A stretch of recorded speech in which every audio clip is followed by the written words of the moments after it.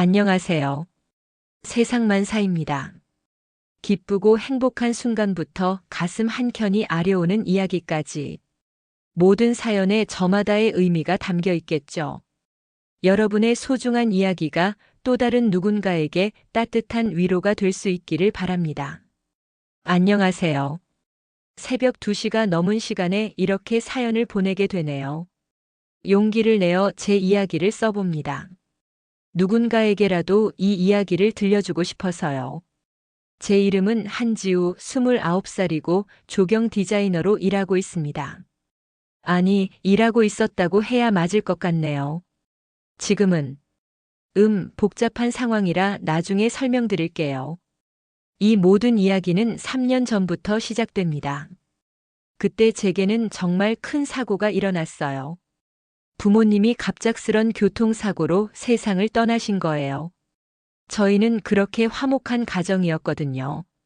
아버지는 작은 건설 회사를 운영하셨고 어머니는 화원에서 일하시면서도 제가 조경을 공부하는 걸 누구보다 응원해 주셨어요. 사고 소식을 들었을 때를 아직도 생생히 기억해요. 당시 저는 회사에서 야근을 하고 있었는데 밤 11시쯤 경찰서에서 전화가 왔어요. 한지우 씨 맞으시죠? 부모님께서 사고를 당하셔서. 그 순간 정말 세상이 무너지는 것 같았어요. 핸드폰을 들고 있던 손이 떨려서 제대로 잡지도 못했고 무슨 말을 해야 할지 어떻게 반응해야 할지 전혀 알 수가 없었어요. 병원으로 달려갔지만 이미 늦었어요. 두 분 다 즉사였다고 하더라고요. 빗길에서 미끄러진 트럭이 부모님 차를 덮쳤다고 했어요. 그날 밤 영안실에서 차가워진 부모님의 손을 잡고 얼마나 울었는지 몰라요. 이제 정말 혼자구나 이런 생각이 들면서 무서움보다는 공허함이 더 컸어요. 장례를 치르는 동안에도 실감이 나지 않았어요. 조문객들이 와서 위로의 말을 건넬 때마다 고개를 끄덕이고 감사하다고 말했지만 마치 제가 아닌 다른 사람이 그 일을 하고 있는 것 같았어요.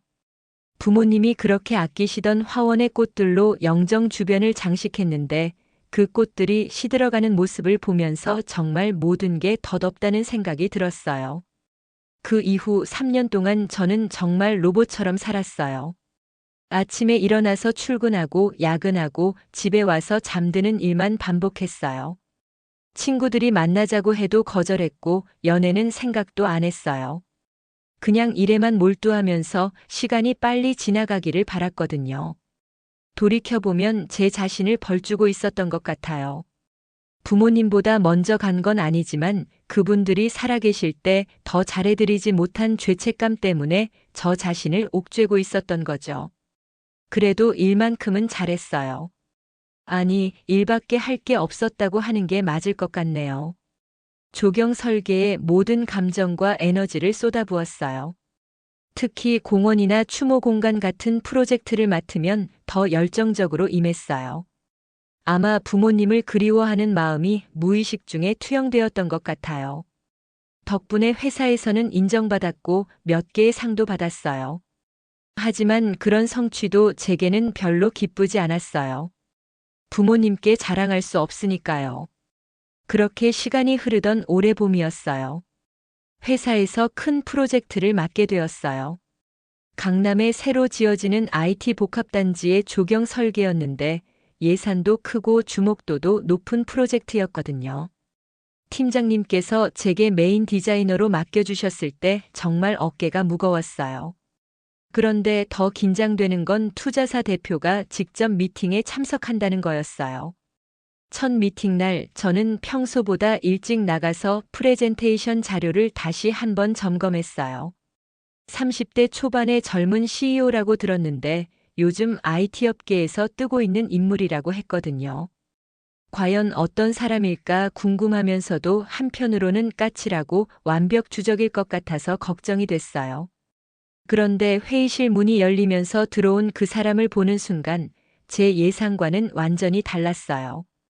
키가 크고 단정한 외모에 부드러운 미소를 짓고 있더라고요. 안녕하세요, 정유성입니다. 그의 목소리도 예상했던 차가운 느낌과는 달리 따뜻했어요. 악수를 할 때도 적당한 힘으로 너무 세지도 약하지도 않게 잡더라고요. 프레젠테이션이 시작되자 더욱 놀랐어요. 그는 제 설명을 정말 집중해서 들어주었고 중간중간 날카로우면서도 건설적인 질문들을 던졌어요. 이 구역에 아이들이 안전하게 뛰어놀 수 있는 공간도 필요할 것 같은데 어떻게 생각하세요? 직장인들이 점심시간에 잠깐 쉴 수 있는 그늘진 공간도 고려해 보시면 좋겠어요. 이런 식으로 실제 이용자들의 관점에서 생각하는 모습이 정말 인상적이었어요. 미팅이 끝난 후 그가 따로 말을 걸어왔어요. 정말 멋진 설계안이었어요. 특히 계절별로 다른 식물을 배치해서 사계절 내내 아름다운 풍경을 만들겠다는 아이디어가 인상 깊었어요. 지우 씨는 어떻게 이런 감성적인 접근을 하게 되신 건가요?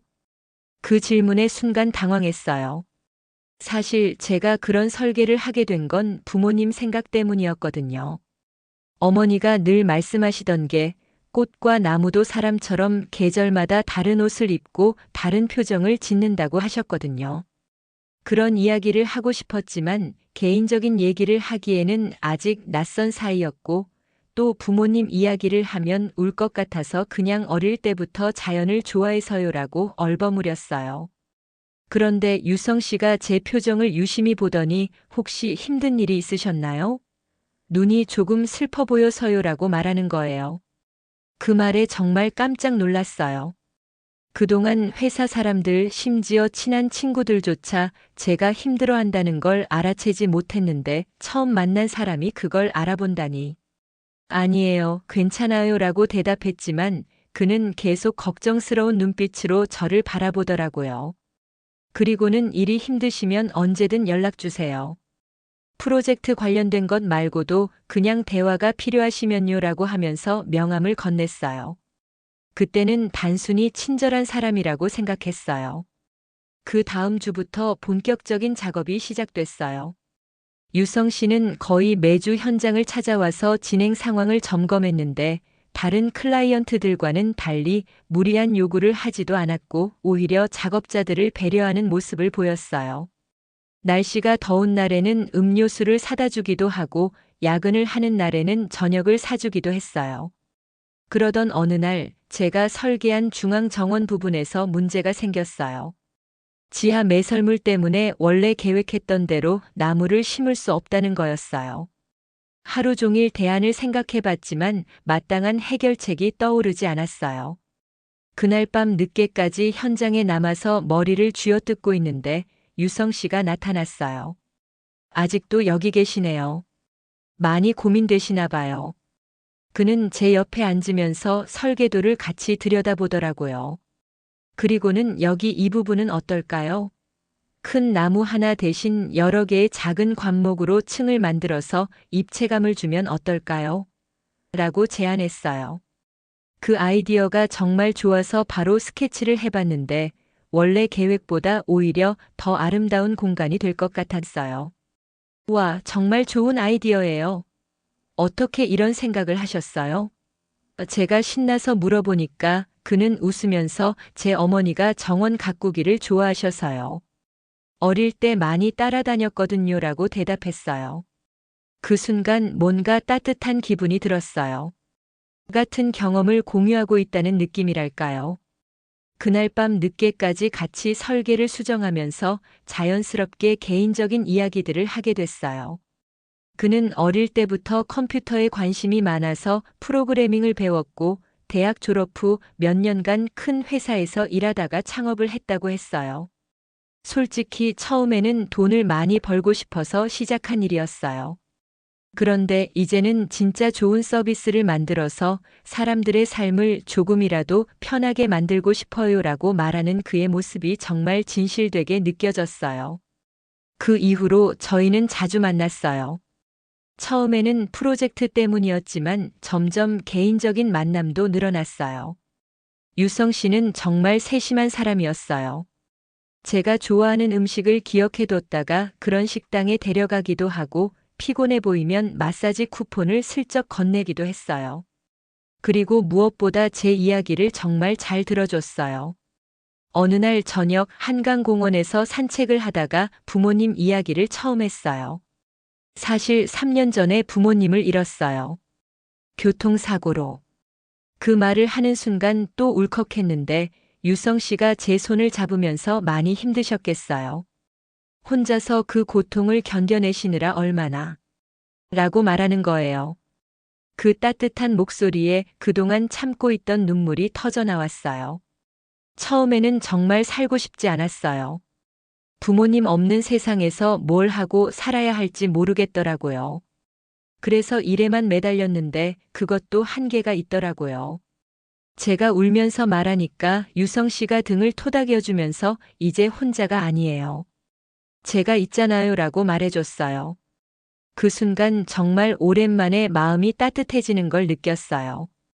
그날 이후 유성 씨에 대한 제 마음이 확실해졌어요. 그는 제 상처를 이해해주고 아무 조건 없이 저를 받아들여주는 사람이었어요. 데이트를 할 때도 제가 우울해하거나 힘들어하면 무리하게 기분을 띄워주려고 하지 않고 그냥 옆에서 조용히 함께 있어줬어요. 그런 배려가 얼마나 고마웠는지 몰라요. 6개월 정도 사귀면서 저는 점점 밝아졌어요. 친구들도 제가 많이 변했다고 했어요.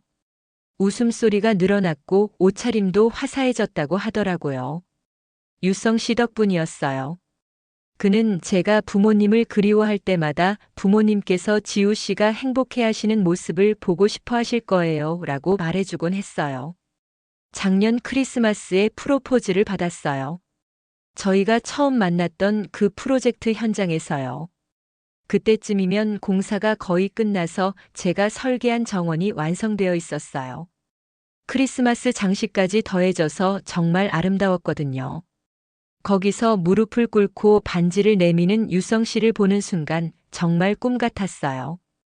지우야, 처음 만났을 때부터 너의 슬픈 눈빛이 마음에 걸렸어. 그런데 이제는 그 눈에서 희망을 볼 수 있어서 정말 기뻐. 앞으로 평생 내가 웃을 수 있도록 노력할게. 나와 결혼해 줄래? 그 말을 듣고 눈물이 났어요. 행복해서 흘리는 눈물이었어요. 정말 오랜만에. 결혼 준비는 정말 행복했어요. 유성 씨는 모든 것을 제 의견에 맞춰줬어요. 웨딩드레스부터 예식장, 신혼집까지 제가 원하는 대로 정해줬어요. 나는 지우가 행복하면 그게 최고야 라고 항상 말해줬거든요. 그때는 정말 세상에서 가장 사랑받는 여자라고 생각했어요. 신혼집으로 정한 아파트도 정말 예뻤어요. 큰 창문으로 햇빛이 잘 들어오고 베란다에서는 한강이 보였거든요. 유성 씨가 여기서 지우가 좋아하는 꽃들을 많이 키우자고 했을 때 정말 기뻤어요. 부모님이 좋아하셨던 장미며 국화며 여러 가지 화분을 사서 베란다를 작은 정원처럼 꾸몄어요. 결혼식은 5월로 잡았어요. 계절의 여왕이라는 5월에 모든 꽃들이 가장 아름다운 시기에 결혼하고 싶었거든요. 초대장도 보내고 드레스 피팅도 하고 정말 바쁘지만 행복한 나날들이었어요. 가끔 부모님이 안 계신다는 게 아쉬웠지만 유성 씨가 워낙 잘해줘서 그런 아쉬움도 많이 사라졌어요. 그런데 운명이라는 게 참 신기해요. 결혼식 2달 전인 3월 어느 날 정말 뜻밖의 일이 일어났어요. 유성 씨 회사 사옥 로비에 설치될 예술작품 협의차 방문했는데 거기서 대학 동기인 박미나를 만난 거예요. 미나는 대학 때 미술과에서 정말 실력이 뛰어났던 친구였어요. 저랑은 교양 수업에서 만나서 친해졌는데 정말 순수하고 착한 아이였거든요. 졸업 후에는 연락이 뜸했는데 가끔 SNS로 그 친구의 작품 활동 소식을 접할 정도였어요. 지우야, 정말 오랜만이다. 미나가 반갑게 달려오더라고요. 저도 정말 기뻤어요. 오랜만에 만나는 대학 동기에다가 제 결혼식에도 초대하고 싶었거든요. 미나야, 나 다음 달에 결혼해. 꼭 와야 해. 그랬더니 미나가 정말 상대방이 누구야? 라고 물어봤어요. 여기 회사 대표야. 정유성 씨라고 정말 좋은 사람이야. 제가 신나서 대답했는데 미나의 표정이 순간 굳어지더라고요. 뭐라고? 정유성? 응, 왜? 혹시 아는 사람이야? 저는 단순히 어디선가 들어본 이름인가 보다 생각했어요. 그런데 미나의 반응이 예상과 달랐어요. 얼굴이 새하얗게 질린 채로 지우야, 잠깐 밖에서 이야기 좀 할까? 라고 하는 거예요. 그 표정이 심상치 않아서 따라 나갔는데 미나가 제 팔을 붙잡고 지우야, 그 사람과 결혼하면 안 되라고 말하는 거예요. 왜? 무슨 일이야? 제가 당황해서 물어봤더니 미나가 한참 망설이더니 그 사람. 정유성 그 사람 고등학교 때 정말 나쁜 일을 했어. 내 친구 민재를 완전히 망가뜨린 거야. 그 말에 저는 더욱 혼란스러웠어요. 민재? 누구야? 그리고 유성 씨가 뭘 했다는 거야? 미나는 눈에 눈물이 고이면서 말했어요. 김민재, 내 고등학교 동창이야. 정말 착하고 재능 많은 아이였는데 정유성 때문에 모든 게 망가졌어. 학교 폭력이었어, 지우야. 그것도 정말 치밀하고 잔인한. 그 말을 듣는 순간 머리가 하얘졌어요. 학교 폭력? 유성 씨가? 그럴 리가 없다고 생각했어요. 제가 아는 유성 씨는 그런 사람이 아니었거든요. 미나야, 뭔가 오해가 있는 것 같은데. 오해가 아니야. 미나가 제 말을 끊었어요. 지우야, 나도 처음에는 믿기지 않았어. 그런데 민재한테 직접 들었어. 정유성이 어떻게 민재를 괴롭혔는지, 어떻게 민재의 아이디어를 훔쳤는지, 어떻게 다른 아이들을 선동해서 민재를 따돌림시켰는지. 모든 걸 다 들었어. 미나의 목소리가 떨리고 있었어요. 민재는 원래 프로그래밍 분야에서 정말 뛰어난 재능이 있었어. 고등학교 때도 각종 경시대회에서 상을 휩쓸었거든. 그런데 정유성이 그걸 시기한 거야. 그래서 민재를 체계적으로 괴롭히기 시작했어. 어떻게? 처음에는 사소한 것부터 시작했대. 민재의 코드를 몰래 복사해서 자기 것처럼 제출한다거나 민재가 열심히 준비한 발표 자료를 미리 입수해서 먼저 발표해버린다거나 그러면서 동시에 다른 아이들한테는 민재가 자기 아이디어를 훔쳐간다고 거짓말을 퍼뜨렸어. 미나의 이야기를 들으면서 점점 소름이 돋았어요. 그게 다가 아니야. 정유성은 정말 교묘했어. 직접 손을 대지 않고 다른 아이들을 시켜서 민재를 괴롭혔거든. 민재 때문에 우리 반 평균이 올라간다. 선생님들이 민재만 편애한다. 이런 식으로 질투심을 부추겼어. 그러면서 자신은 겉으로는 민재를 도와주는 척했고 결국 민재는 반에서 완전히 고립됐어. 아무도 민재와 함께 프로젝트를 하려고 하지 않았고 쉬는 시간에도 혼자 있었어. 그런데 가장 잔인한 건 전국 단위의 큰 경시 대회를 앞두고 민재의 준비 자료를 모두 없애버린 거야. 제 가슴이 철렁했어요. 어떻게? 민재는 그 대회를 위해서 몇 달 동안 준비했어. 새로운 알고리즘을 개발하고 프로그램도 완성해 놨거든. 그런데 대회 이틀 전에 학교 컴퓨터실에서 작업하던 중에 화장실을 잠깐 다녀왔는데 그 사이에 모든 파일이 삭제되어 있었어. 백업도 다 없애버렸고. 그래서 민재는 완전히 무너졌어. 그 대회는 대학 입시에도 중요한 거였는데 참가도 못하게 된 거야. 그날 밤에 민재가 나한테 전화를 했는데 울면서 이제 정말 끝났다고 하더라고. 그리고 다음 날부터 학교에 나오지 않았어. 미나의 눈에서 눈물이 흘러내렸어요. 결국 민재는 자퇴했어. 대학도 가지 못했고 그 뛰어난 재능을 모두 묻어버렸어. 지금은 어디서 뭘 하고 있는지도 모르겠어. 연락이 완전히 끊어졌거든. 저는 그 이야기를 듣고 정말 충격을 받았어요. 만약 그게 사실이라면, 아니, 그럴 리가 없다고 생각하려고 했어요. 미나야, 그런데 그게 정말 유성 씨가 한 일이라고 확실해? 지우야. 미나가 제 어깨를 붙잡았어요. 나도 믿고 싶지 않았어. 그런데 민재가 직접 본 거야. CCTV에 찍힌 건 아니지만 그날 밤에 학교에 남아있던 사람은 정유성 뿐이었어. 그리고 그 전에도 민재의 개인 물품이 없어지거나 망가지는 일이 계속 있었는데 매번 정유성이 주변에 있었거든. 미나는 계속해서 말했어요. 지우야, 그 사람은 겉으로는 완벽해 보이지만 속은 정말 잔인해. 자신이 원하는 걸 얻기 위해서라면 다른 사람을 해치는 것도 서슴지 않는 사람이야. 민재의 인생을 송두리째 파괴해놓고도 아무렇지 않게 자기 길을 걸어온 거야. 그 말을 듣고 정말 머리가 복잡해졌어요. 한편으로는 미나의 말을 믿기 어려웠고 다른 한편으로는 뭔가 섬뜩한 기분이 들었어요. 제가 아는 유성 씨는 그런 사람이 아니라고 생각했는데 만약 그게 사실이라면 미나야, 그런데 왜 지금까지 아무도 모르고 있는 거야? 그런 일이 있었으면 소문이라도 났을 텐데. 정유성이 워낙 교묘하게 했거든. 직접 손을 대지 않고 다른 아이들을 시켰으니까 증거도 없고. 그리고 솔직히 말하면 민재를 도와주려던 아이들도 있었어. 그런데 정유성이 그런 아이들까지 표적으로 삼으니까 결국 다들 포기했어. 무서웠던 거야. 미나는 한숨을 쉬면서 말했어요. 그리고 정유성은 성적도 좋고 선생님들한테도 모범생으로 보였거든. 겉으로는 정말 완벽한 학생이었어.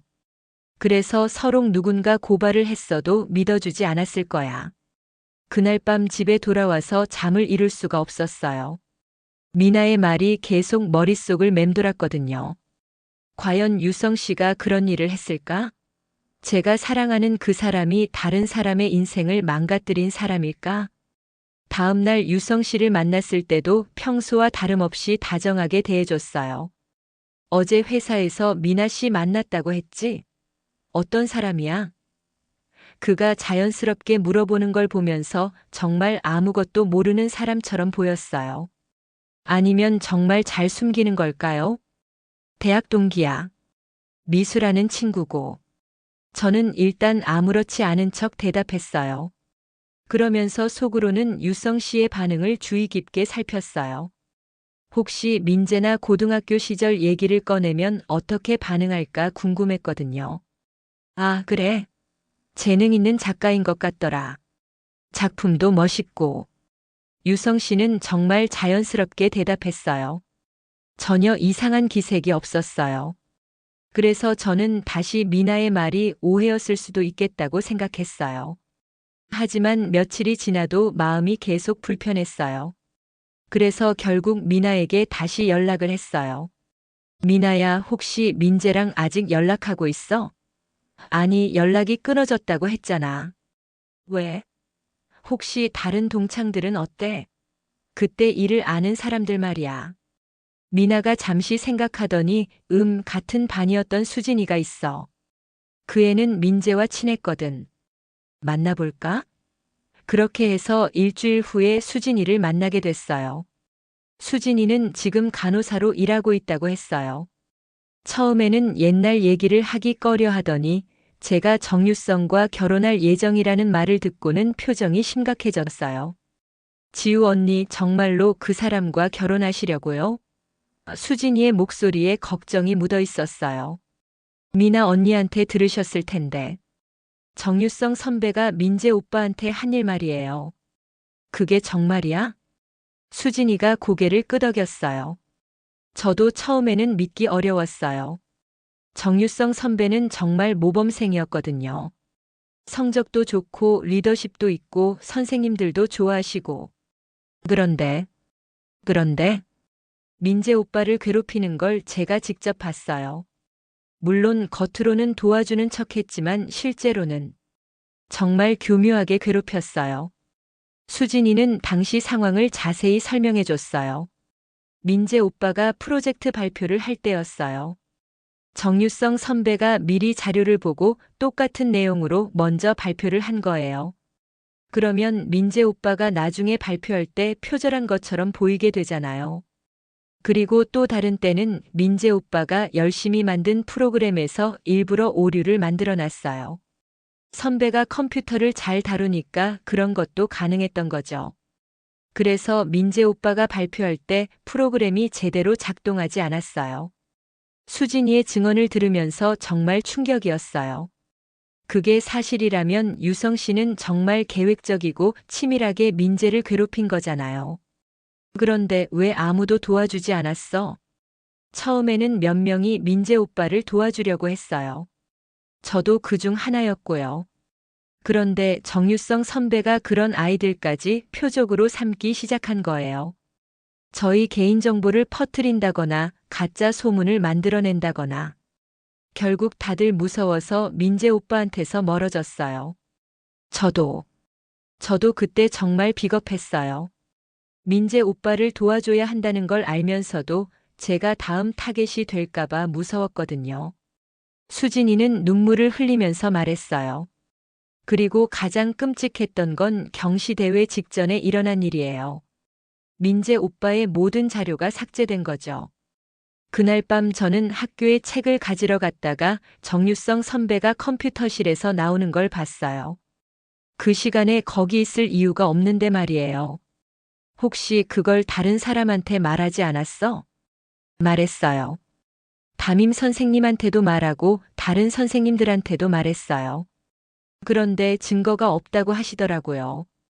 CCTV도 없었고 정유성 선배는 그때 도서관에 있었다고 주장했거든요. 도서관 사서 선생님도 그렇게 증언하셨고요. 그 말을 듣고 정말 소름이 돋았어요. 치밀하게 알리바이까지 만들어 놓고 그런 짓을 했다는 말이잖아요. 그 후로 민재 오빠는 완전히 무너졌어요. 학교에 나와서도 말을 거의 하지 않았고 성적도 급격히 떨어졌어요. 결국 자퇴하고 말았어요. 그 뛰어난 재능을 가진 아이가. 수진이와 미나의 증언을 듣고 나니 더 이상 의심할 여지가 없었어요. 유성 씨가 정말 그런 끔찍한 일을 했다는 것이. 그런데 더 충격적인 건 그런 일을 하고도 아무렇지 않게 성공가도를 달려온 그의 모습이었어요. 집에 돌아와서 유성 씨에 대해 다시 생각해 봤어요. 그동안 제가 본 그의 모습들이 모두 가면이었을까요? 아니면 정말로 변한 걸까요? 하지만 그런 잔인한 일을 저질러 놓고 어떻게 변할 수 있을까요? 다음 날 저는 용기를 내어 다른 동창들에게도 연락해 봤어요. 혹시 또 다른 증언을 들을 수 있을까 해서요. 그렇게 해서 만난 게 당시 학급 회장이었던 준호였어요. 준호는 지금 교사로 일하고 있었는데 제 연락을 받고 정말 놀라더라고요.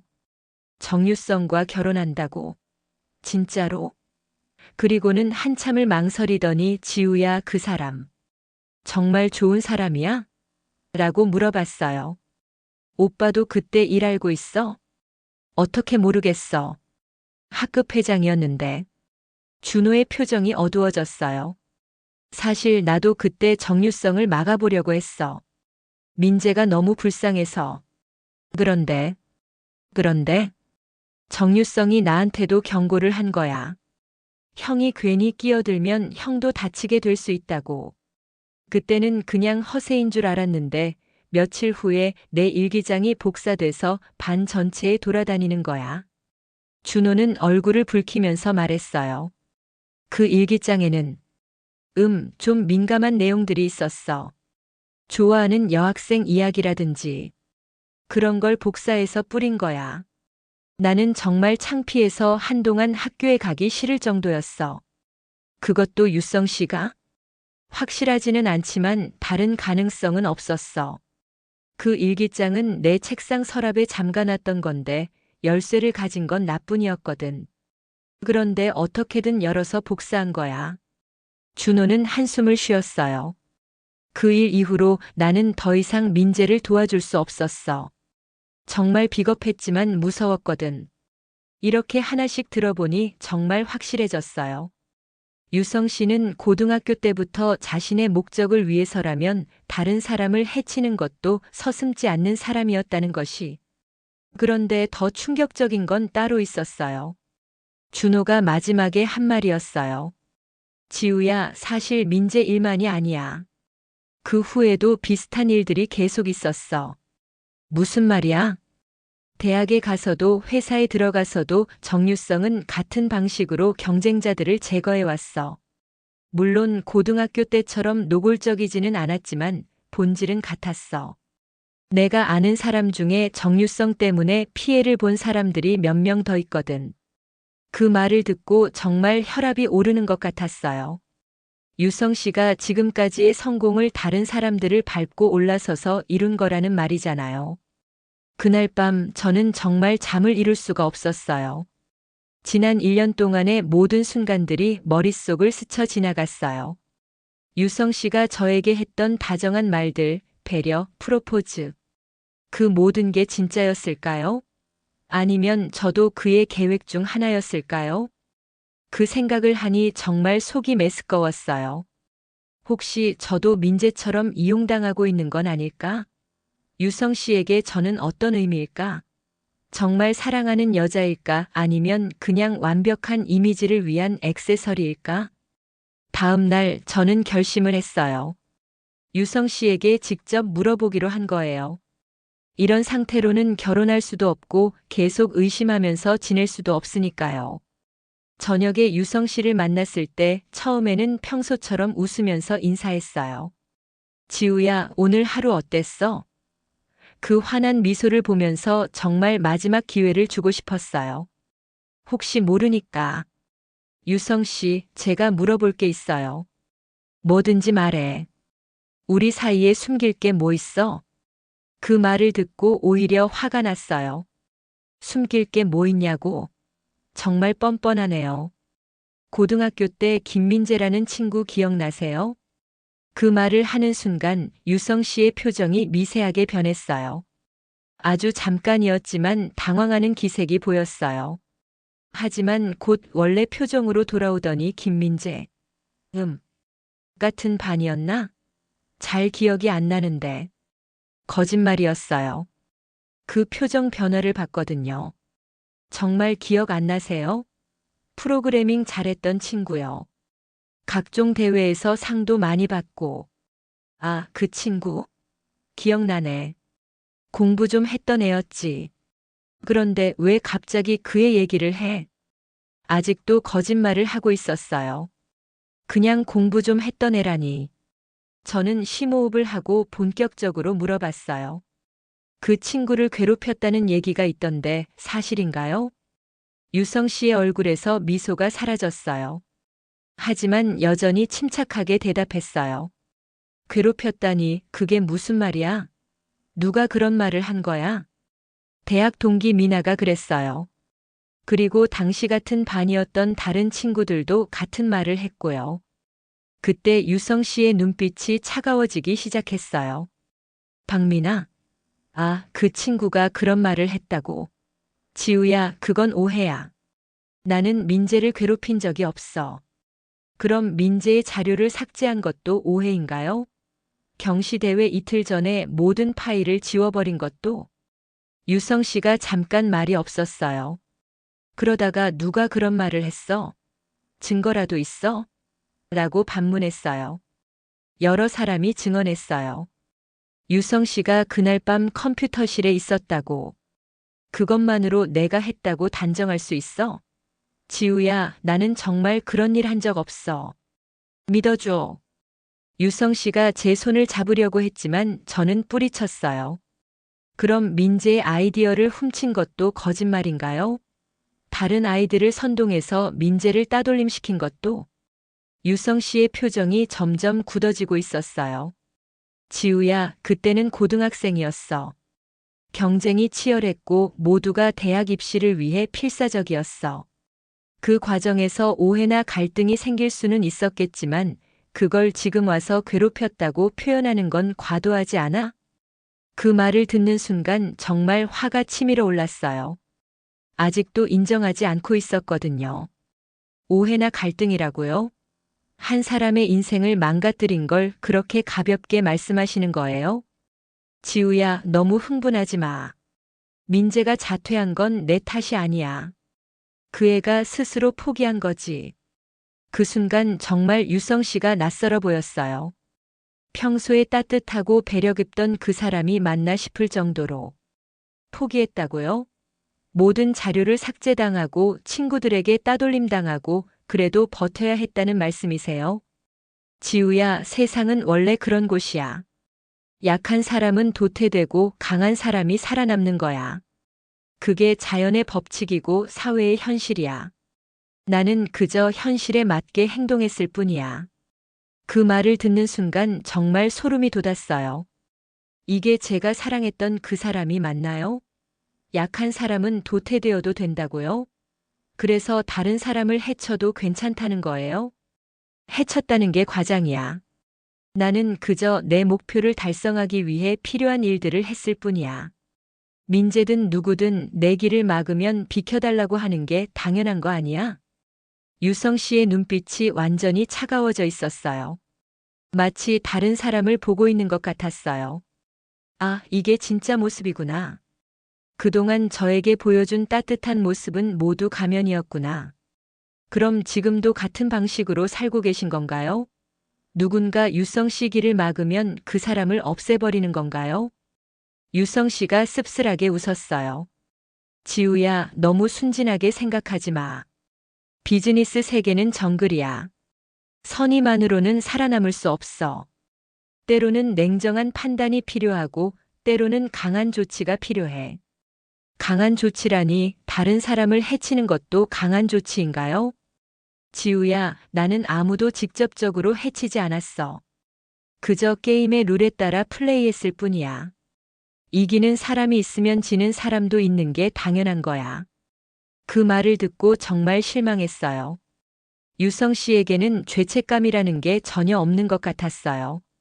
자신이 한 일을 정당화하기만 할 뿐이었어요. 그럼 민재는 어떻게 됐는지 알고 계세요? 그 후에 어떻게 살고 있는지 모르겠는데 연락하고 지내는 사이도 아니고. 유성 씨는 정말 무관심한 목소리로 말했어요. 마치 길에서 우연히 마주친 낯선 사람 얘기를 하듯이. 그 순간 정말 모든 게 명확해졌어요. 유성 씨는 자신이 한 일에 대해 전혀 죄책감을 느끼지 않을 뿐더러 그 결과에 대해서도 관심이 없었어요. 그냥 자신의 성공을 위한 하나의 과정 정도로 생각하고 있었던 거예요.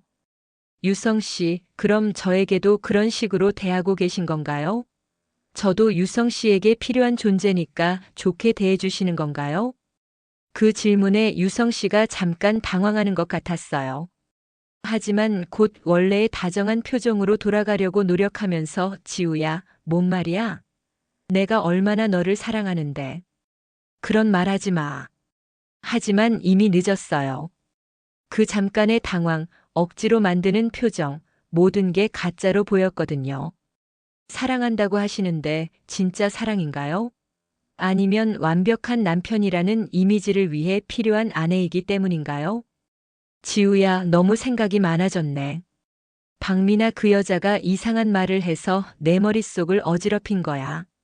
나는 정말로 너를 사랑해. 그 말을 듣고 더욱 확신이 섰어요. 유성 씨는 지금도 거짓말을 하고 있었거든요. 진짜 사랑이었다면 제가 이런 얘기를 했을 때 좀 더 진솔한 반응을 보였을 텐데 계속 변명하고 둘러대기만 하잖아요. 유성 씨, 이제 그만해요. 더 이상 거짓말하지 마세요. 그때 유성 씨의 표정이 완전히 바뀌었어요. 그동안의 다정함이나 당황스러움이 모두 사라지고 차갑고 날카로운 표정이 드러났어요. 거짓말? 내가 언제 거짓말했어?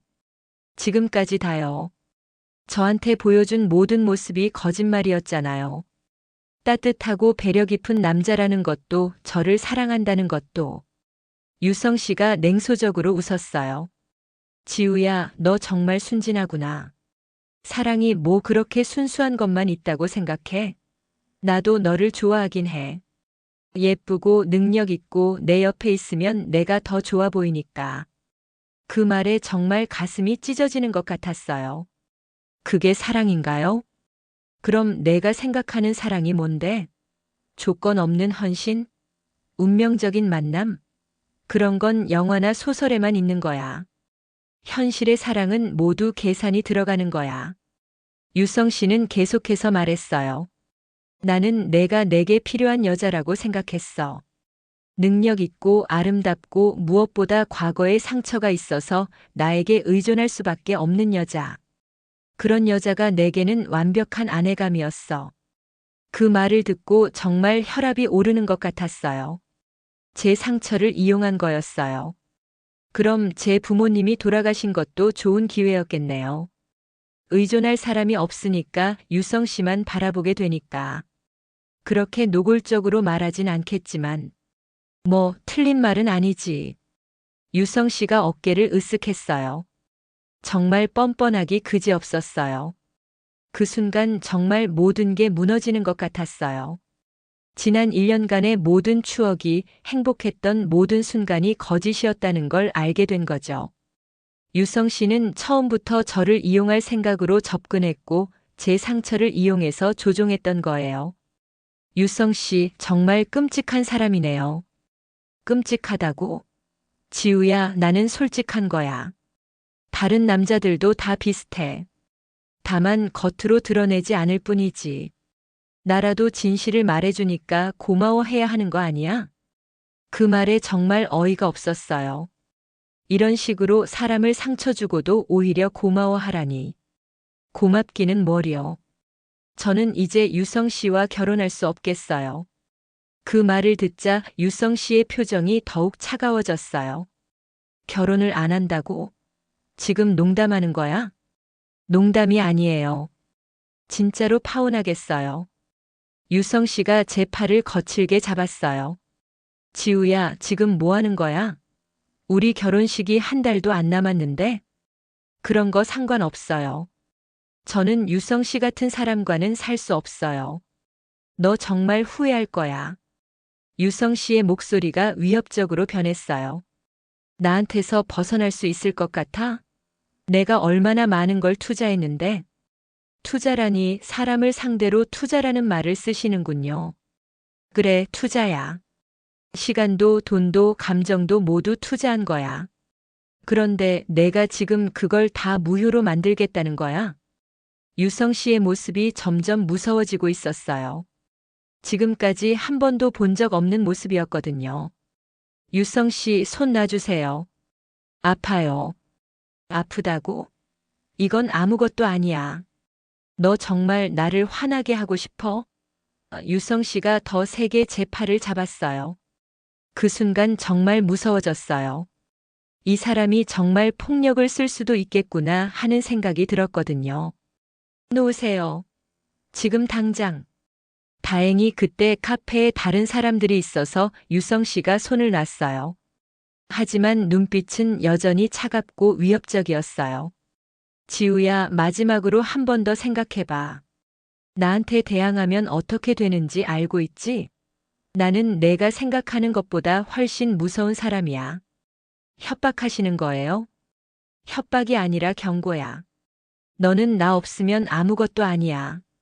조경업계에서 일하는 것도 지금의 프로젝트들도 모두 내 영향력 덕분이야. 그걸 잊지 마. 그 말을 듣고 정말 화가 났어요. 제 능력을 완전히 무시하는 말이었거든요. 제 실력으로 여기까지 온 건데 무슨 말씀이세요? 실력? 그래, 실력도 있겠지. 하지만 기회를 준 건 나야. 그리고 그 기회를 다시 뺏을 수도 있는 것도 나고. 유성 씨는 차가운 미소를 지으면서 말했어요. 지우야, 내 명성에 먹칠하는 순간 내 주변의 모든 것이 무너질 거야. 회사든 인간관계든 모든 게 말이야. 나에게는 그런 힘이 있어. 그 말을 듣고 정말 소름이 돋았어요. 고등학교 때 민재와 다른 아이들을 괴롭혔던 그 방식 그대로였거든요. 협박과 위협으로 사람을 조종하려고 하는 거였어요. 그래도 전 유성 씨와는 헤어질 거예요. 아무리 협박해도 소용없어요. 유성 씨가 정말 차갑게 웃었어요. 그래?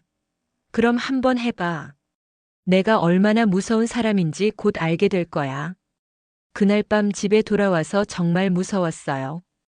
유성 씨의 마지막 말이 계속 머릿속을 맴돌았거든요. 정말로 제 인생을 망가뜨릴 수 있을까요?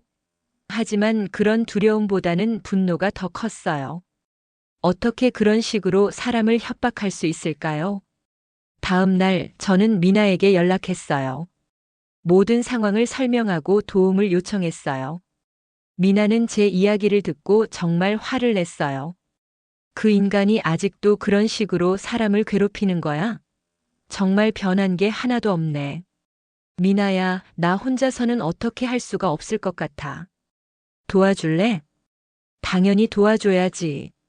이런 인간을 그냥 놔둘 수는 없어. 미나의 목소리에 분노가 묻어 있었어요. 민재 오빠 일도 그렇고 이제는 널 협박하기까지 하다니. 정말 선을 넘었어. 그렇게 저와 미나는 계획을 세우기 시작했어요. 유성 씨의 과거를 세상에 폭로하자는 거였어요. 더 이상 그런 방식으로 살아가게 놔둘 수는 없다고 생각했거든요. 하지만 쉬운 일이 아니었어요. 증거가 부족했거든요. 증언은 있지만 물리적인 증거는 없었어요. 게다가 유성 씨는 지금 성공한 사업가였고 사회적으로도 인정받는 인물이었어요. 단순히 학창시절 얘기를 한다고 해서 사람들이 믿어줄까요? 그때 미나가 좋은 아이디어를 냈어요. 지우야, 유성이 회사에서 진행하는 큰 이벤트 있지 않아? 그때 폭로하면 어떨까? 맞았어요. 다음 달에 유성 씨 회사에서 대규모 론칭 이벤트를 준비하고 있었어요. IT 업계의 주요 인물들과 언론사들이 모두 참석하는 큰 행사였거든요. 거기서 폭로한다면 파급 효과가 클 거예요. 그런데 어떻게 들어가? 나는 미술 작품으로 참여하지만 너는? 저는 잠깐 생각해 봤어요. 그리고 떠오른 게 있었어요. 내가 그 이벤트의 조경 디자인을 담당하고 있어. 당연히 참석해야 하지. 그렇게 저희는 계획을 구체화했어요. 이벤트 당일에 유성 씨의 과거를 폭로하기로 한 거죠. 미나는 당시 동창들의 증언을 동영상으로 녹화했고 저는 유성 씨와의 대화 내용을 정리했어요. 그런데 이벤트 준비 과정에서 유성 씨의 진짜 모습을 더 많이 보게 됐어요. 행사 준비를 하면서 직원들을 대하는 모습이 정말 가혹했거든요. 작은 실수에도 큰 소리를 지르고 야근을 강요하고 정말 독재자 같았어요. 특히 젊은 여직원 한 명이 실수를 했을 때의 모습은 정말 충격적이었어요. 이런 식으로 일할 거면 회사 그만둬. 다른 데 가서도 이런 식으로 할 거야? 그 여직원이 울면서 사과했는데도 계속 소리를 질렀어요. 그 모습을 보면서 정말 확신이 섰어요. 이 사람은 변하지 않았어요. 고등학교 때나 지금이나 똑같이 약한 사람을 괴롭히는 사람이에요. 다만 더 교묘해졌을 뿐이에요. 드디어 이벤트 당일이 됐어요. 정말 큰 행사였어요. 업계의 유명한 사람들이 다 모였고 언론사 기자들도 많이 왔어요. 유성 씨는 정말 득이만만해 보였어요. 새로운 서비스를 발표하면서 더욱 성공 가도를 달릴 것 같은 모습이었죠. 행사는 순조롭게 진행됐어요. 유성 씨의 발표도 호응이 좋았고 참석자들도 만족해하는 것 같았어요. 그런데 질의응답 시간이 되자 미나가 손을 들었어요. 안녕하세요. 질문이 있습니다. 미나의 목소리가 마이크를 통해 울려 퍼졌어요. 정유성 대표님께서는 항상 윤리 경영과 공정한 경쟁을 강조하시는데 본인의 과거는 어떠셨는지 궁금합니다. 유성 씨가 잠깐 당황하는 것 같았지만 곧 침착하게 대답했어요. 제 과거라면 어떤 것을 말씀하시는 건가요? 고등학교 시절에 있었던 일들 말입니다. 특히 김민재라는 학생에게 하신 일들이요. 그 말이 나오자 회장이 조용해졌어요. 유성 씨의 얼굴이 순간 굳어졌어요. 갑자기 개인적인 질문을 하시는 이유가 뭔가요? 그때 제가 일어났어요. 제가 대답해 드리겠습니다. 모든 사람들의 시선이 저에게 집중됐어요. 유성 씨는 정말 놀란 표정으로 저를 바라봤어요. 안녕하세요. 저는 한지우입니다. 정유성 대표의 약혼녀였습니다. 그 말에 회장이 술렁거렸어요. 과거형으로 말씀드리는 이유는 며칠 전에 파혼했기 때문입니다. 유성 씨가 지우야, 뭐 하는 거야? 라고 말했지만 저는 계속했어요. 파혼한 이유는 정유성 대표의 진짜 모습을 알게 됐기 때문입니다. 그는 고등학교 시절부터 지금까지 자신의 성공을 위해 다른 사람들을 짓밟아온 사람입니다. 저는 준비한 자료를 들어보였어요. 김민재 학생은 고등학교 때 프로그래밍 분야에서 뛰어난 재능을 보였습니다. 하지만 정유성 대표가 이를 시기하여 체계적으로 괴롭혔습니다. 아이디어를 훔치고 동급생들을 선동해서 따돌림시키고 마지막에는 중요한 대회를 앞두고 모든 자료를 삭제해서 그 학생의 꿈을 짓밟았습니다. 회장이 웅성거리기 시작했어요. 기자들은 카메라와 녹음기를 들이대기 시작했어요. 이는 단순한 학교 폭력이 아닙니다. 한 사람의 인생을 송두리째 망가뜨린 계획적이고 잔인한 행위입니다. 그리고 이런 방식은 지금까지도 계속되고 있습니다. 유성 씨가 마이크를 빼앗으려고 했지만 사회자가 제지했어요. 잠깐만 발언을 계속 들어보죠. 정유성 대표는 저에게도 똑같은 방식을 사용했습니다. 제 약점을 이용해서 접근했고 제가 진실을 알고 파혼을 통보하자 협박과 위협을 가했습니다. 내 명성에 먹칠하는 순간 내 주변의 모든 것이 무너질 것이라고 말했습니다. 이때 미나가 준비한 동영상을 틀기 시작했어요. 당시 동창들의 증언이 나오기 시작한 거죠. 수진이, 준호, 그리고 다른 몇 명의 동창들이 차례로 증언했어요. 정유성은 정말 교묘하게 민재를 괴롭혔습니다. 겉으로는 도와주는 척하면서 뒤에서는 칼을 꽂는 방식이었어요. 우리는 모두 무서워서 민재를 도와주지 못했습니다. 그 일 때문에 민재는 결국 모든 것을 포기해야 했습니다. 동영상이 끝나자 회장은 완전히 조용해졌어요. 모든 사람들이 충격에 빠진 것 같았어요. 유성 씨는 얼굴이 새하얗게 질린 채로 서 있었어요. 그때 한 기자가 질문했어요. 정 대표님, 이런 증언들에 대해 어떻게 생각하십니까? 유성 씨가 마이크 앞으로 나왔어요. 이는 모두 사실이 아닙니다. 악의적인 루머입니다. 하지만 그의 목소리는 떨리고 있었어요. 그때 또 다른 기자가 질문했어요. 그럼 이 많은 사람들이 모두 거짓말을 하고 있다는 말씀인가요? 그리고 약혼녀까지 나서서 거짓말을 한다는 건가요? 유성 씨는 대답하지 못했어요.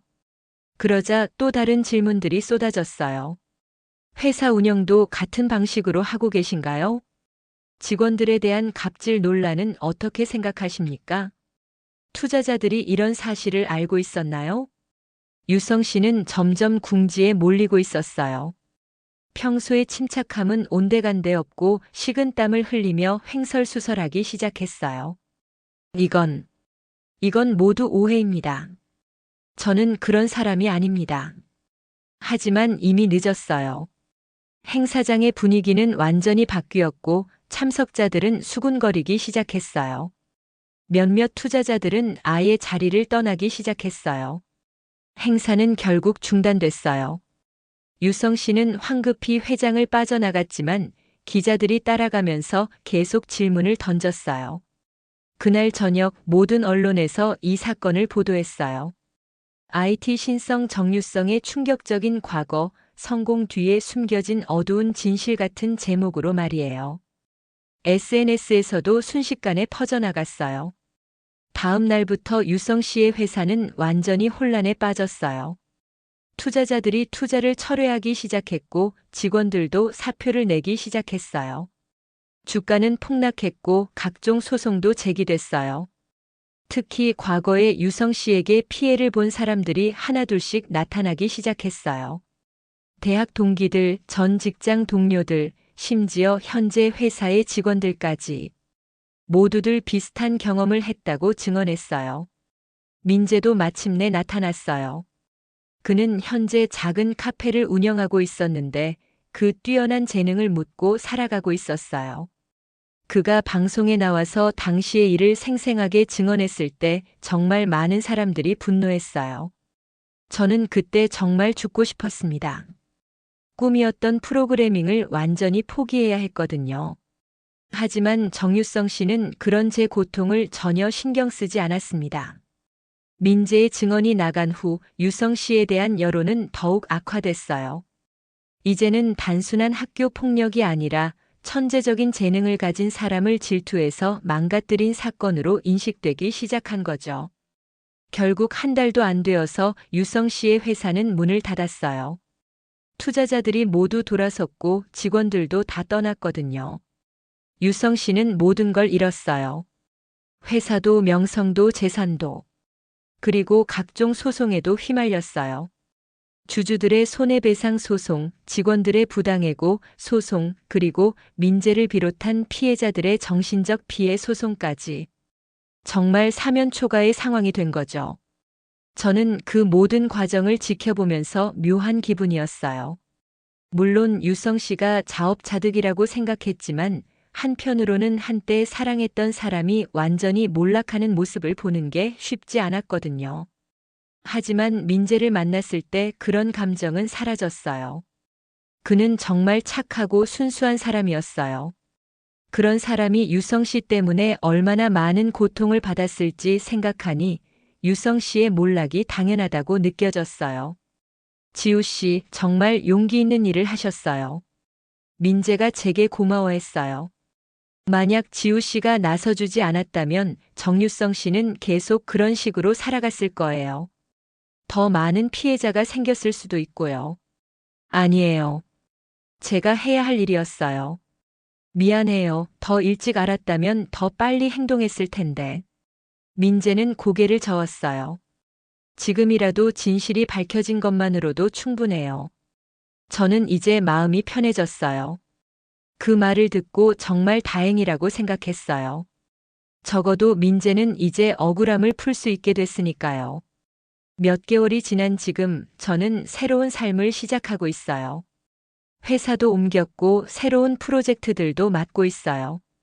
유성 씨의 협박과는 달리 제 실력을 인정해주는 사람들이 많았거든요. 무엇보다 마음이 편해졌어요. 더 이상 거짓된 사랑에 속지 않아도 되고 진짜 저 자신을 사랑해주는 사람을 만날 수 있게 됐으니까요. 부모님 생각도 많이 나요. 만약 부모님이 살아계시다면 어떻게 하셨을까? 아마 저를 응원해 주셨을 거예요. 옳은 일을 했다고 용기 있는 딸이라고 칭찬해 주셨을 것 같아요. 미나와는 더욱 친해졌어요. 이번 일을 통해서 진짜 친구가 누구인지 알게 됐거든요. 위험할 수도 있는 일인데 저를 도와준 미나에게 정말 고마워요. 유성 씨는 지금 어떻게 지내고 있는지 모르겠어요. 소식을 들으려고 하지도 않고요. 다만 그가 이번 일을 계기로 진정으로 반성하고 변했으면 좋겠어요. 더 이상 다른 사람에게 피해를 주지 않았으면 하고요. 저는 이제 정말 새로운 시작을 하고 있어요. 부모님의 죽음으로 멈춰버렸던 제 인생이 다시 움직이기 시작한 것 같아요. 유성 씨는 제 상처를 이용해서 저를 조종하려고 했지만 오히려 그 일을 통해서 제가 더 강해질 수 있었어요. 앞으로는 진짜 저를 사랑해주는 사람을 만나고 싶어요. 제 상처를 이용하려고 하는 사람이 아니라 그 상처를 함께 치유해 나갈 수 있는 사람 말이에요. 그런 사람이 언젠가 나타날 거라고 믿어요. 지금 이 순간도 베란다에서 부모님이 좋아하셨던 장미꽃들이 아름답게 피어 있어요. 예전에는 그 꽃들을 볼 때마다 슬픔만 느꼈는데 이제는 따뜻한 추억이 먼저 떠올라요. 부모님께서 꽃을 돌보시던 다정한 모습, 제가 어릴 때 함께 정원을 가꾸던 기억들이 말이에요. 그리고 생각해보니 제가 조경 디자이너가 된 것도 유성 씨를 만난 것도 모든 게 우연이 아닐 수도 있겠다는 생각이 들어요. 만약 부모님이 안 계셨다면 제가 상처받은 모습을 보지 못했을 테고 유성 씨도 저를 타깃으로 삼지 않았을 거예요. 그랬다면 민재 오빠의 억울함도 다른 피해자들의 고통도 계속 묻혀 있었을지도 몰라요. 어떻게 보면 부모님께서 하늘에서 저를 도우신 건 아닐까요? 제가 힘든 경험을 통해 성장하고 더 나아가 다른 사람들을 도울 수 있게 되도록 말이에요. 그런 생각을 하니 마음이 한결 가벼워졌어요. 요즘에는 상담도 받고 있어요. 부모님을 잃은 상실감과 유성 씨에게 속았던 배신감을 제대로 치유하고 싶어서요. 상담사 선생님께서 말씀하시길 제가 생각보다 훨씬 강한 사람이라고 하시더라고요. 그런 큰 상처를 입고도 올바른 선택을 할 수 있는 용기가 있다고요. 그리고 민재 오빠와도 종종 만나고 있어요. 처음에는 서로 어색했지만 이제는 좋은 친구가 됐어요. 민재 오빠가 운영하는 카페에 가면 정말 맛있는 커피를 만들어 주시거든요. 그리고 가끔씩은 프로그래밍 얘기도 해주세요. 여전히 그 분야에 대한 애정이 남아있다고 하시더라고요. 얼마 전에는 민재 오빠가 다시 프로그래밍을 시작해 보려고 한다고 말씀하셨어요. 늦었다고 생각할 수도 있지만 아직 충분히 젊고 재능도 있으니까 다시 도전해 보고 싶다고요. 제가 용기를 낸 것처럼 자신도 새로운 시작을 해보고 싶다고 하시는 걸 보니 정말 기뻤어요. 회사에서도 좋은 변화가 있었어요. 제가 이번 일로 화제가 되면서 오히려 더 많은 프로젝트 제의가 들어왔거든요. 사람들이 제 용기와 정의감을 높이 평가해 주시는 것 같아요. 유성 씨가 제 인생을 망가뜨릴 거라고 협박했지만 오히려 더 좋은 기회들이 생겼어요. 특히 한 대학교에서 강연 요청이 들어왔을 때는 정말 놀랐어요. 용기 있는 선택, 정의로운 삶이라는 제목으로 학생들에게 강연을 해달라고 하시더라고요. 처음에는 제가 그런 자격이 있나 싶어서 망설였는데 생각해보니 제 경험이 누군가에게는 도움이 될 수도 있겠더라고요. 강연 준비를 하면서 제 이야기를 정리해보니 정말 많은 일들이 있었구나 싶었어요.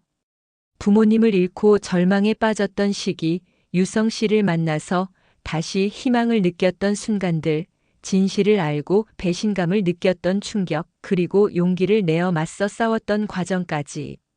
마치 한 편의 드라마 같았어요. 강연 당일에는 정말 긴장했어요. 그런데 학생들이 정말 집중해서 들어주시더라고요. 특히 질의응답 시간에 한 학생이 누나는 어떻게 그런 용기를 낼 수 있었어요? 라고 물어봤을 때 정말 진솔하게 대답할 수 있었어요. 처음에는 저도 무서웠어요. 하지만 침묵하는 것이 더 큰 죄라는 생각이 들었어요. 제가 가만히 있으면 민재 오빠의 억울함은 영원히 풀리지 않을 거고 유성 씨는 계속 다른 사람들을 해칠 거라고 생각했거든요. 그래서 용기를 낸 건 아니라 그냥 해야 할 일을 한 거예요. 그 강연 이후로 여러 곳에서 연락이 왔어요. 학교 폭력 예방 교육 강사로 활동해달라는 요청도 있었고, 한 방송국에서는 다큐멘터리 출연 제의도 했어요. 제 이야기가 생각보다 많은 사람들에게 영감을 주고 있다는 걸 알게 됐어요. 그런데 무엇보다 기뻤던 건 비슷한 경험을 한 분들이 저에게 연락을 해주신 거예요. 학교 폭력 피해자들, 직장에서 괴롭힘을 당한 분들, 연인에게 조종당했던 분들까지 모두들 제 이야기에 용기를 얻었다고 하면서 자신들의 경험도 나누어 주셨어요. 그 중에서 특히 기억에 남는 분이 있어요. 대학생인데 선배에게 지속적으로 괴롭힘을 당하고 있었다고 해요. 제 이야기를 듣고 용기를 내어 학교에 신고했고 결국 그 선배가 징계를 받았다고 하더라고요. 그 학생이 지우 누나 덕분에 제 대학 생활을 구할 수 있었어요 라고 말했을 때 정말 보람을 느꼈어요. 이렇게 하나둘씩 변화가 생기는 걸 보면서 제가 한 일이 정말 의미가 있었구나 하는 생각이 들어요. 처음에는 그냥 억울해서 화가 나서 시작한 일이었는데 이렇게 많은 사람들에게 도움이 될 줄은 몰랐거든요. 최근에는 미나와 함께 작은 모임을 만들었어요. 학교 폭력이나 직장 괴롭힘, 데이트 폭력 등의 피해자들이 모여서 서로의 경험을 나누고 치유하는 모임이에요. 아직은 작은 규모지만 점점 참여하는 분들이 늘어나고 있어요. 그 모임에서 만난 분들을 보면서 정말 많이 배워요. 각자 다른 상황에서 다른 형태의 피해를 당했지만 모두들 그 고통을 극복하고 새로운 삶을 시작하려고 노력하고 있거든요. 그런 분들을 보면서 저도 더 열심히 살아야겠다는 동기를 얻어요. 그리고 요즘에는 새로운 사람들과의 만남도 열려 있는 편이에요. 예전에는 유성 씨에게 속았던 경험 때문에 사람을 믿는 게 두려웠는데 이제는 그런 두려움이 많이 사라졌어요. 물론 여전히 조심스럽긴 하지만 모든 사람이 유성 씨 같지는 않다는 걸 알게 됐거든요. 얼마 전에는 정말 좋은 사람을 만났어요. 같은 업계에서 일하는 조경 설계사인데 정말 진실되고 따뜻한 사람이에요. 제 과거 이야기를 했을 때도 전혀 판단하지 않고 오히려 제 용기를 칭찬해 주더라고요. 지우 씨 같은 분이 있어서 세상이 더 좋아지는 것 같아요 라고 말해 주었을 때 정말 감동받았어요. 아직 연인 사이는 아니지만 천천히 알아가고 있어요. 이번에는 정말 신중하게 그 사람의 진짜 모습을 제대로 보고 싶거든요. 겉모습이나 조건이 아니라 그 사람의 인성과 가치관을 중요하게 생각하고 있어요. 그분과 이야기를 나누다 보니 세상에는 정말 좋은 사람들이 많다는 걸 다시 한번 깨달았어요. 유성 씨 때문에 잠깐 인간에 대한 불신이 생겼었는데 그런 사람은 극소수라는 걸 알게 됐거든요. 대부분의 사람들은 선하고 따뜻하게 살아가고 있어요. 부모님 이야기도 자주 해요. 그분도 몇 년 전에 아버지를 잃으셨다고 하더라고요. 그래서 제 마음을 더 잘 이해해 주시는 것 같아요. 부모님께서 지우 씨가 이렇게 훌륭하게 성장한 모습을 보시면 정말 자랑스러워 하실 거예요 라고 말씀해 주셨을 때 정말 위로가 됐어요. 이제는 부모님 생각을 할 때 슬픔보다는 감사함이 먼저 들어요. 비록 짧은 시간이었지만 그분들의 사랑을 받으며 성장할 수 있었고 그 사랑이 제가 어려운 순간에 올바른 선택을 할 수 있게 해주었다고 생각해요. 부모님의 가르침이 있었기에 제가 유성 씨 같은 사람이 되지 않을 수 있었던 거죠. 그리고 이 모든 일을 겪으면서 제 자신에 대해서도 많이 알게 됐어요. 생각보다 강한 사람이라는 것, 옳은 일을 위해서라면 위험을 무릅쓸 수 있는 용기가 있다는 것, 그리고 다른 사람들을 도우며 살아가고 싶은 마음이 크다는 것을 깨달았어요. 앞으로는 제 경험을 바탕으로 더 많은 사람들을 도우며 살고 싶어요. 조경 디자이너로서의 본업도 열심히 하면서 동시에 학교 폭력이나 각종 괴롭힘 문제에도 관심을 갖고 활동하고 싶어요. 제가 겪었던 고통이 다른 누군가에게는 희망이 될 수 있다면 그것만큼 의미 있는 일은 없을 것 같아요. 지금 이 순간에도 어딘가에서는 민재 오빠처럼 저처럼 고통받고 있는 사람들이 있을 거예요. 그런 분들에게 제 이야기가 조금이라도 도움이 됐으면 좋겠어요. 혼자가 아니라는 것, 용기를 내면 변화를 만들 수 있다는 것, 그리고 어떤 시련이 와도 다시 일어설 수 있다는 것을 알려드리고 싶어요. 라디오를 듣고 계신 분들 중에서도 혹시 비슷한 상황에 계신 분이 있다면 포기하지 마시기 바라요. 지금은 어둡고 막막하더라도 반드시 길이 있을 거예요. 저처럼 도움을 줄 수 있는 사람들도 분명히 있을 거고요. 그리고 혹시 주변에 괴롭힘을 당하고 있는 사람이 있다면 모른 척 하지 말고 도와주세요. 작은 관심과 용기가 그 사람에게는 큰 힘이 될 수 있거든요. 저도 그때 더 많은 사람들이 민재 오빠를 도와줬다면 상황이 달라졌을지도 모르니까요. 마지막으로 부모님께 하고 싶은 말이 있어요. 엄마, 아빠, 딸이 이제 정말 잘 살고 있어요. 힘든 시간도 있었지만 그 모든 것들이 저를 더 강하고 지혜로운 사람으로 만들어 주었어요. 엄마, 아빠가 가르쳐 주신 사랑과 정의가 제 삶의 나침반이 되어 주었어요. 정말 감사하고 사랑해요. 이제 시계를 보니 새벽 4시가 다 되어 가네요. 긴 이야기를 끝까지 들어주셔서 감사합니다. 이 이야기를 누군가와 나눌 수 있어서 마음이 한결 가벼워진 것 같아요. 오늘 밤도 모두 따뜻한 꿈 꾸시기 바라고 내일은 더 좋은 하루가 되길 기도할게요. 저도 이제 잠자리에 들어야겠어요. 내일도 새로운 하루가 새로운 희망이 기다리고 있을 테니까요. 다시 한번 긴 이야기 들어주셔서 고맙습니다. 영상이 재미있으셨다면 구독과 좋아요, 댓글까지 부탁드리고 오늘도 건강하고 행복한 하루 되시길 바랍니다.